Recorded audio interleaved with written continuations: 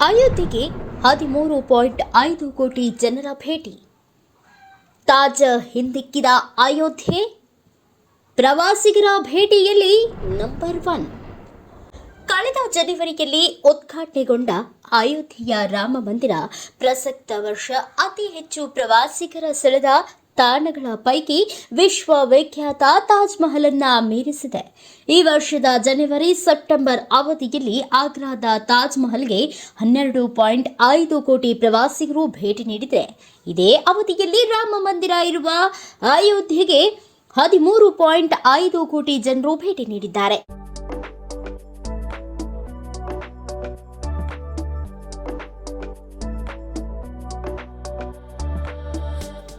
ಅಯೋಧ್ಯೆಯ ಆಕರ್ಷಣೆ ಏನು? ಅಯೋಧ್ಯೆಗೆ ಬರುವವರ ಸಂಖ್ಯೆಯಲ್ಲಿ ಗಣನೀಯ ಏರಿಕೆ ಆಗಲು ರಾಮ ಮಂದಿರ ಉದ್ಘಾಟನೆ ಪ್ರಮುಖ ಕಾರಣ ಎಂದು ಪರಿಗಣಿಸಲಾಗಿದೆ. ವಾರಣಾಸಿ, ಮಥುರಾ, ಪ್ರಯಾಗ್ರಾಜ್ಗೆ ಭಕ್ತರು ಭೇಟಿ ನೀಡುತ್ತಿದ್ದು, ರಾಜ್ಯದ ಧಾರ್ಮಿಕ ಪ್ರವಾಸೋದ್ಯಮ ಸುಮಾರು 70% ಹೆಚ್ಚಿದೆ. ತಾಜ್ ಮಹಲ್ಗೆ ವಿದೇಶಿಗರೇ ಹೆಚ್ಚು.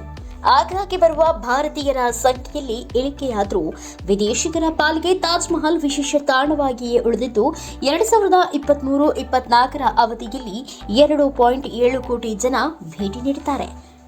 ಪ್ರತಿದಿನದ ಅಚ್ಚರಿ ಮಾಹಿತಿಗಾಗಿ ಇಂದೇ ಪಬ್ಲಿಕ್ ಸಿಟಿ ನ್ಯೂಸ್ ಕನ್ನಡನ ಲೈಕ್, ಶೇರ್, ಸಬ್ಸ್ಕ್ರೈಬ್ ಮಾಡುವುದರೊಂದಿಗೆ ನಮ್ಮನ್ನ ಪ್ರೋತ್ಸಾಹಿಸಿ.